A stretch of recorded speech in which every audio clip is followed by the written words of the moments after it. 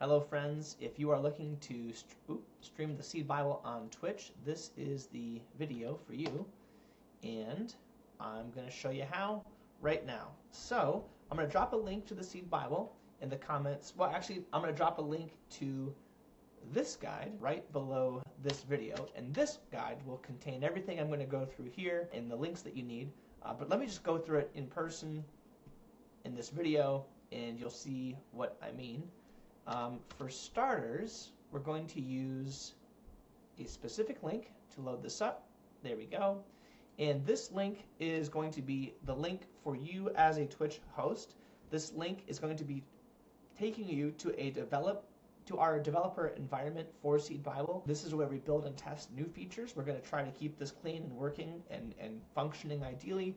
I always advise that if you're going to live stream the Seed Bible, it's always good to do a quick test before you go live, and I'll show you how to do that in case something has broken, but I don't expect it will. But you never do know with these things. We are still in kind of the early days, and bugs, issues, errors are definitely possible.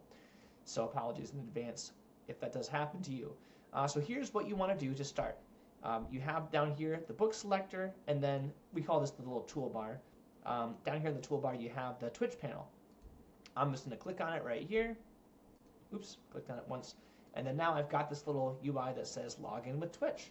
I'm just going to click login with Twitch. It's taking me to this thing. I'm going to activate my device. I'm going to authorize Seed Bible.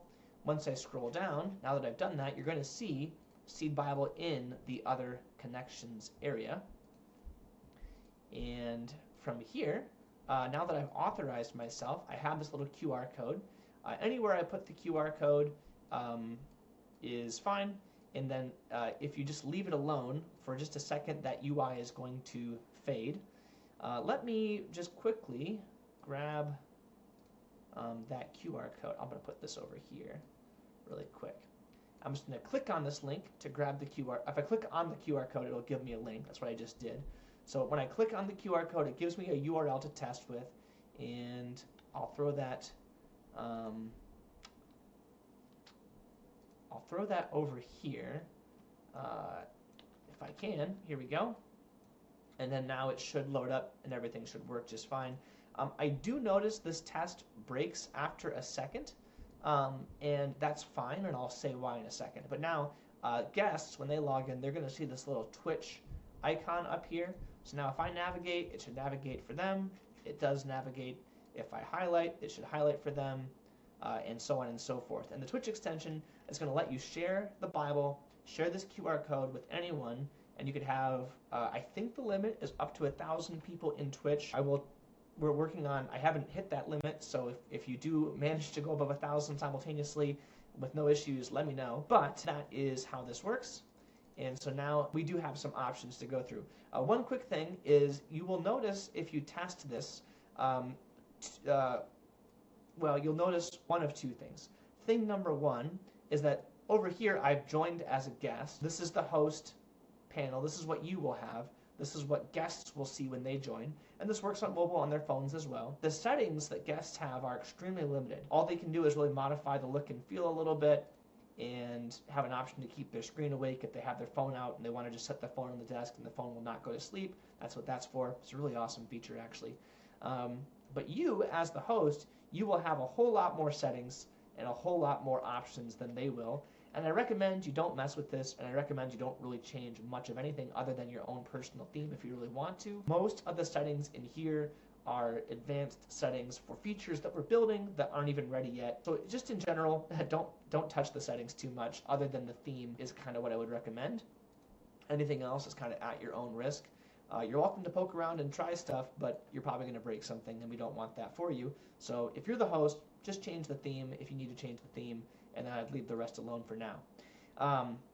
So now with that out of the way, the other major thing to keep in mind if you're testing the Seed Bible is there is a bug that I find, which is expected, where after a while this link and this panel over here seem to stop working, and that's okay. The reason for that is because I'm the host and I'm the guest in both places, and it's not really built for that. So launch this and test it, and if you can, test it with a Twitch account that's not the same one that you're hosting from. So if after, let's say, 5 minutes of testing things break, not that you have to test it for that long, but if they do, double check. I would check and see, are you using the same Twitch extension as the host extension? So it's not designed to work together. The assumption is the host, and then you have lots of people who are the guests, and you don't want to have the same account be the host and the guest. So anyway, let's go over the options and see how this is able to function. So in the upper right-hand corner of this QR code, we have this little settings button, and if you hover over the QR code, I'll also point out you have this little dragging icon here. You can drag and you can resize the QR code if you like. The larger it is, the easier it will be to scan if people want to join on their phones. But then if I click on the settings, I have a few options. The first option, and I will make this the default. I'm making a note right now. I'm going to talk to our dev to make this default. But by default, if you change your Bible translation, it will not change for other people. But you can turn this on so that if I change the Bible translation from the AAB to a Chinese Bible translation, it's going to change for everyone else. So maybe you're doing some kind of Bible teaching where you want everyone to be in the exact same Bible translation as you. You can turn that setting on, but by default, it won't be on. It's nice to have that off by default because as you navigate the Bible, as you go to different books of the Bible, as you go to different chapters of the Bible, I can be in English, and anyone else can be in any other translation or language they want to be in, and the chapter updates and the highlight updates will work for everyone because we share those updates at the chapter and verse level. So when I highlight this verse, we're just knowing that I'm highlighting this book and this. I can't even read what this book is. I better change it back to English. So here, if I highlight 1 Corinthians chapter 5, verse 4, it's going to highlight for everyone who's following me on Twitch because it's just going to highlight 1 Corinthians 5, chapter 4 for anyone in whatever translation they're in. We don't care. We just broadcast the events.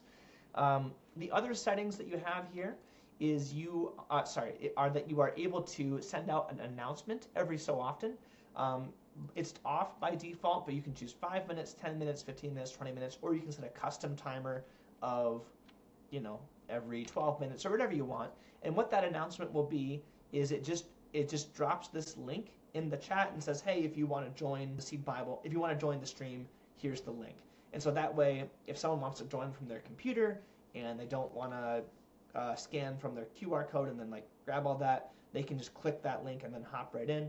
And as people join the stream, you can just drop that link every so often to say, hey, if you are looking to join the live stream, a link drops every 5 minutes. Just wait for the next link to drop or scroll back in the Twitch chat. So those are the sorts of things that you can do.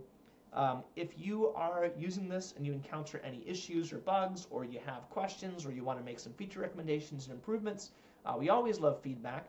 And how to do that is all in here, but the best way is to hop into our Discord and message us there.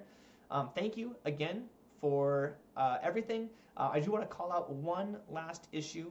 Only Chrome browsers are supported, so if people are joining from Firefox, for example, it probably won't work for them. It won't work for them. I'll tell you that right now.